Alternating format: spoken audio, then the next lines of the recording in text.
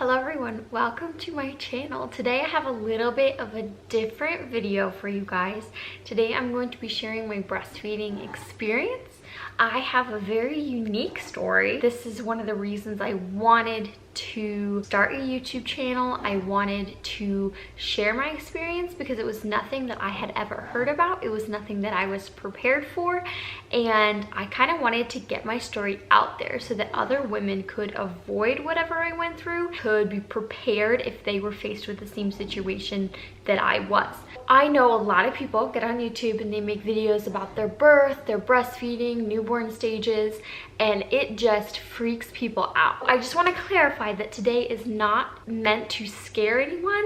It's not meant to be dramatic. I'm going to try to be very clear about what happened and not totally explode anything out of proportion. I just want this video to be informative and I want it to be educational so that if you run into the same things that I did, you make better decisions that I did. You know what to do in this situation to avoid what I went through. Before I gets any more confusing, let's start. It all started well when he was born. I took breastfeeding classes. I watched a lot of YouTube videos on how to breastfeed, breastfeeding 101, all those things, and you think you know. Before you breastfeed, like for the first time ever, you don't know what you don't know. Like you don't even know what you don't know.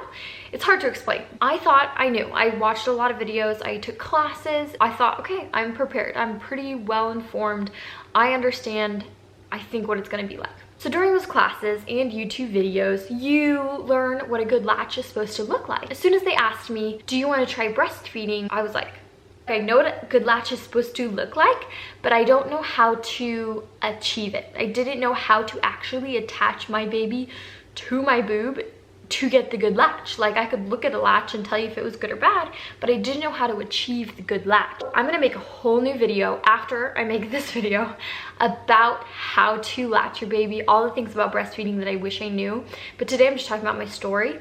So that's definitely how it started. I didn't know how to achieve a good latch, even though I knew what a good latch was supposed to look like. I ended up latching and everyone's like, it's supposed to be uncomfortable. So like, that's normal. So I was like, okay, this does not feel good. This is hurting, but it's supposed to be uncomfortable. So I went with it. By like the day after he was born, like the next day, we went and saw a lactation consultant because it was hurting so bad, and she kind of helped me figure out, you know, how to latch him, all that stuff, which was amazing. In my next video, I'm going to be talking about some of the things that she taught me and stuff, so to help people hopefully preparing for breastfeeding. It really informed me. It took a lot of frustration away, but it did not fix the latch. I was still having a really hard time. I still don't know to this day what the problem was. I don't know. My baby just could not latch correctly. He had a tongue tie and a lip tie. So by day 5, we went and we got those clipped. Go to the dentist and he does a little laser, just cuts the frenulum up top and under the tongue, and it's super pain-free for the baby. We're hoping that would help the latch because we were just trying to solve everything.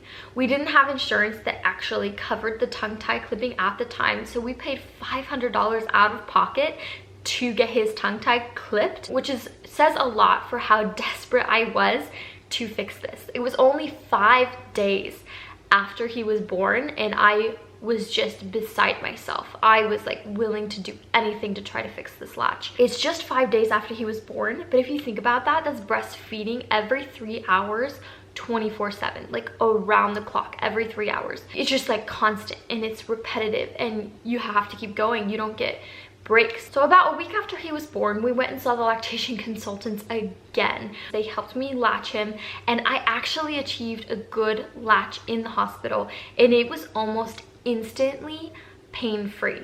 So when people tell you that breastfeeding is uncomfortable, take that with like a grain of salt. It's uncomfortable, but it should not be painful. I don't know how.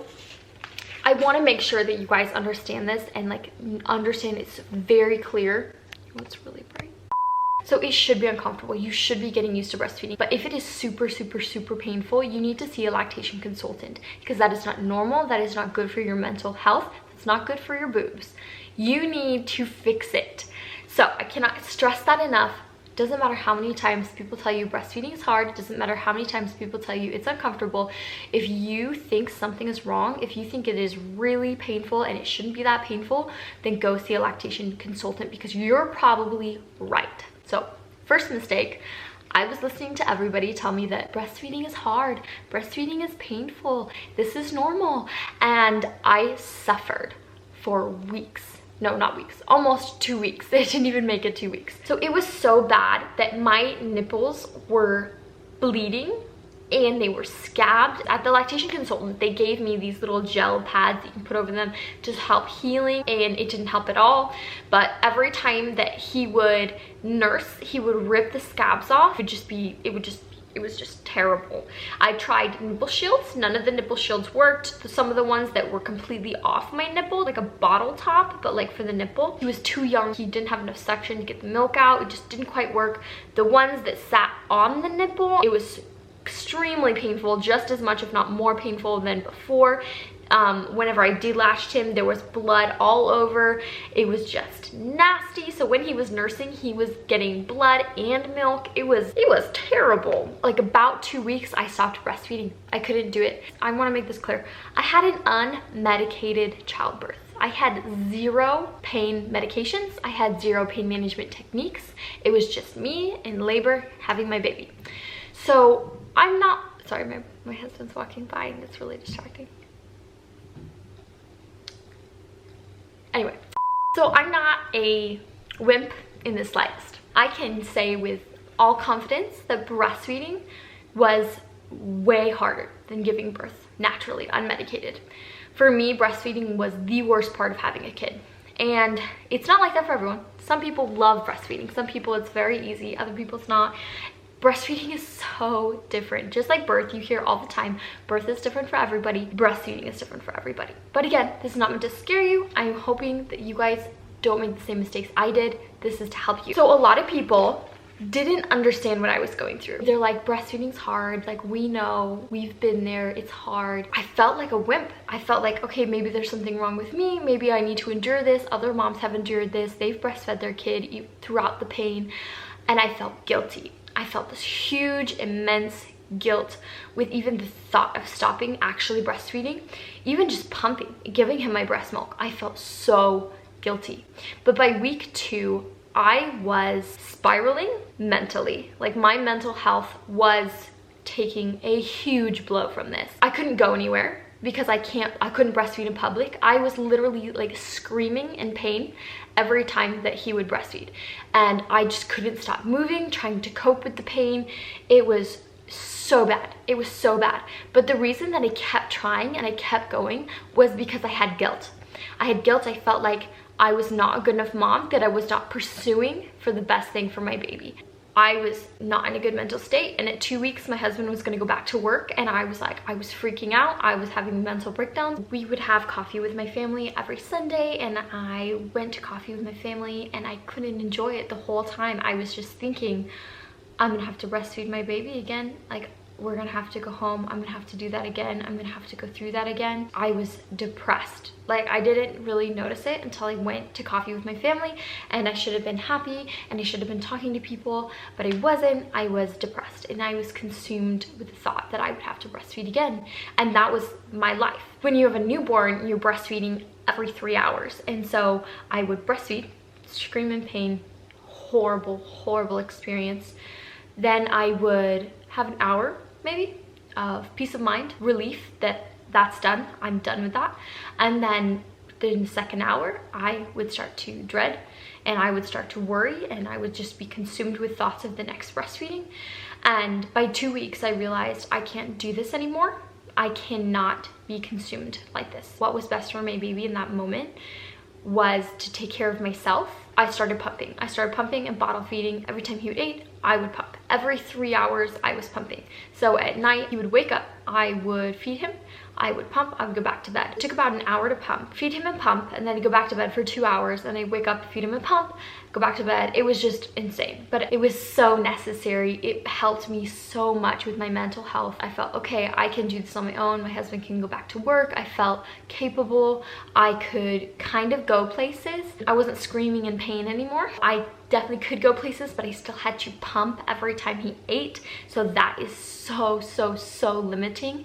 And also I had that guilt of pumping, so I felt ashamed to tell anyone that I was pumping. I was ashamed to see anyone giving my baby a bottle because it was somehow less in my mind. It was somehow less than breastfeeding. The guilt that moms feel because of the decisions that they make can be so hard. I did not have any guilt with my pregnancy. I didn't have any guilt with my birth, but I think that sometimes that happens, just like it happened to me with my breastfeeding experience. You have to get past that. I don't know what to say. It's so hard for me to even remember this because it was a very like hard, traumatic time in my life. Not even at the traumatic part yet. You have to get past that guilt because your mental health matters. So the reality of pumping is that pumping is not as effective or as efficient as a baby is for emptying your boobs. I ended up getting a plugged duct. So this is mistake number 2. I had a plugged duct for over a week. Note to you guys, if you get a plugged duct and if it lasts longer than 2 days, you go into your doctor right away, okay? Don't play it off. I felt fine. It was just a bump. It was kind of red. I felt fine for a week. And then one day I was like, I really need to start working on getting this out. It was started to get worse. And so I really worked at it. I looked up online all the ways everyone did it. I tried dangle pumping because I wasn't breastfeeding at this time. I tried using a comb to try to massage it. And what I think I did is I think I irritated it really bad. So that night I ended up breaking out in a fever. I was so cold. I was like shivering. My teeth were chattering. I felt like I was dying. That's what it was like. I felt like I was dying. I had really bad fever and it was hurting so bad. I was in tears and I couldn't sleep. It was 1 o'clock in the morning. I ended up soaking in the tub, trying just to relieve it, draw it out. I was like massaging it despite the pain. I didn't know this at the time, but it was much worse than a plugged duct at that time. So I was looking up all these people saying plugged ducts are the worst. They're so painful. You need to massage it even though it's painful. Again, I was listening to other people and I was like, okay, it's normal to be painful, which is why I wasn't worried about it at the beginning of the week or throughout the whole week, because I didn't think it was painful. I think I might have a higher pain tolerance than a lot of people because I didn't think it was painful. I didn't have a fever, so I was like, must not be mastitis. And so I didn't bother with it. I thought I wasn't worried about it. And then all of a sudden it was super painful. It was super inflamed, super angry. I had a really bad fever. It was so bad. So the next day I went to urgent care. Thankfully, my husband was off that day so he could help with the baby. I went to urgent care and it was everything I could to not cry, which says a lot for me. Again, unmedicated birth, I did great. I wasn't crying during my birth, and birth is supposed to be super painful. So this was pretty bad. I went to urgent care. I was like, must have mastitis. I have a fever. It hurts really bad. This is what I imagine mastitis to be like. I went up, they're like, hey, this looks really bad. They gave me a shot of penicillin. They prescribed me antibiotics. And they're like, if this doesn't get better, remarkably, within 24 hours, you need to go into the ER. And I was like, wow, like, okay, like it'll get better. It's mastitis. So I went to my parents' house after that because I was like, I don't want to be alone. I don't want to be at my house. I am not feeling good. I tried watching movies. I was crying in pain. I was just crying. The pain started moving from my breast. It started hitting me in my sternum, like in my bone. It was just expanding throughout my chest. I tried taking another bath. I was like, I'm gonna push through.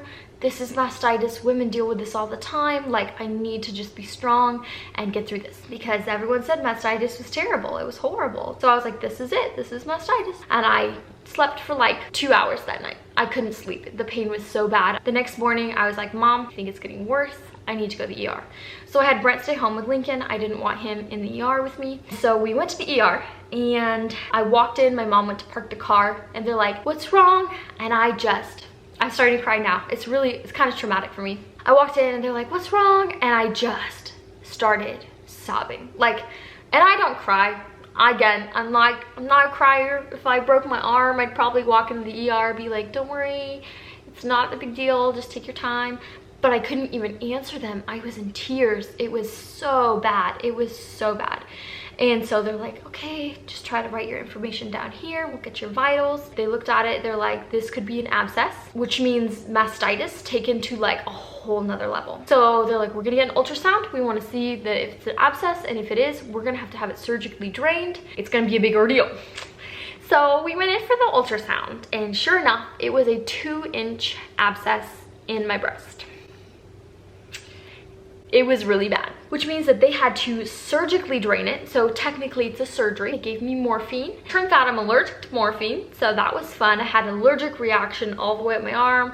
Then they all rushed in the room and they're like, okay, like they're really calm. They were so calm, but I really think they were super worried about anaphylaxis. So they gave me some Benadryl to combat that. And then they gave me Dilaudid, which is another pain medication. And I was surprised that they would offer me pain medication for something that I thought every woman went through. And I actually accepted it, which I was actually surprised about too. That was an experience, pain medication. If you've never had it, it's weird. It is weird. I don't understand how people like enjoyed that. It was not fun for me. But anyway, they gave me Dilaudid. I was so out of it. The surgeon came in. Oh, it was so bad. She ended up obviously numbing the area, so she had to stab my infected abscess with some anesthetics. And then she cut it open, and then I like was looking away because that was the most painful part of the whole thing, was getting that numbing stuff shot into my abscess. It was way worse than giving birth, guys. This was way more traumatic, way worse, horrible.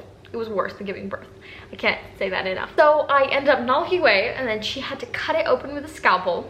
Yeah, my boob, guys. This is terrible, okay? And I looked away, but I knew that I would regret it if I didn't look at it. So then I looked down, and it was just pus was coming out of my boob. Tons of it. It was a massive abscess, guys. I know 2 inches, but like 2 inches in your boob. Imagine that, okay? So she ended up draining it, but she didn't just close it up because it's an open wound that they said needs to heal from the inside out. So you had to pack it with stuff, leave it open, and let it heal by itself inside out for weeks, months, however long it takes. Yeah, that was fun. She packed it, kind of gave me a spiel on the whole thing. Went home. I stayed with my parents for like the next 5 days because I was like, I can't take care of my baby. You couldn't hold your baby. He was so young at this point. He was 2 months old. So you had to hold him like against your chest, and I couldn't hold him on my right side because of it was so painful. So I had to have help holding him. I was still pumping at this point, and you can't just stop pumping. So despite having this open wound in my breast, I had to keep pumping every 3 hours because I wanted to keep my supply up, because my goal was to keep breastfeeding him eventually. Big takeaway from that is you need to go in if it lasts longer than 2 days. And sometimes mastitis does not present the same as other people. By the time I got a fever, I had a 2-inch abscess in my breast. I should have got in way sooner. By the time I thought it was super bad and oh, this could be mastitis, it ended up being a 2-inch abscess. Sometimes it's just better to be safe than sorry. I remember talking to the nurse and I was like, I just didn't want to overreact. I didn't want to be dramatic. And she's like, sometimes it's okay to overreact. Lesson learned, okay? After that, whenever I have a mastitis scare, I go in right away. I don't care. We ended up going home, stayed with my mom. I would pump every 3 hours, and since it was a milk duct that got plugged and had to be drained, milk would come out of the hole in my boob. It was the weirdest experience. It's just what I dealt with. And every day I had to take the packing out and I had to repack it. The most painful thing I've ever experienced, and that is after an unmedicated childbirth. Yeah, get your mastitis treated before it turns into that. About a week later, a couple days later, I went in for a checkup to make sure it was healing correctly, because if it healed on the outside before the inside, it could create another pocket in there and have it be infected, another issue. So you really want it to heal right.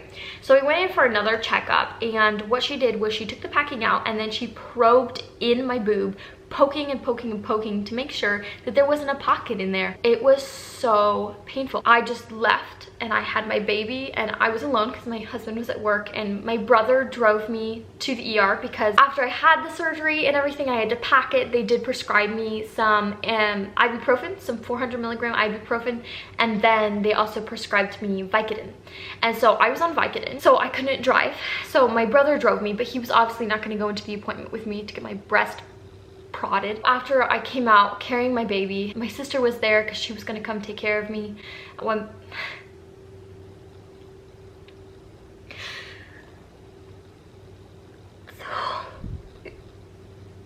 Okay, so it like surprises me how traumatic it is. Like, I don't feel like it's that traumatic, and then something's just like hit me. Okay, so anyway, my sister came to try to take care of me because my mom and my husband were both at work now. They were there to help me, and so I walked out.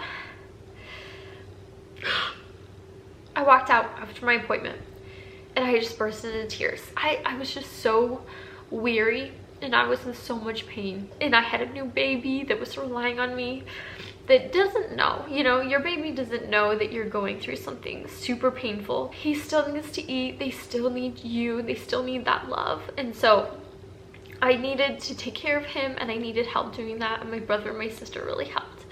And they drove me home, and they just treated me so good. It was so sweet. It's just so important to have like a village. You know how they say it takes a village to raise a kid, and that was my village. Wow, dang.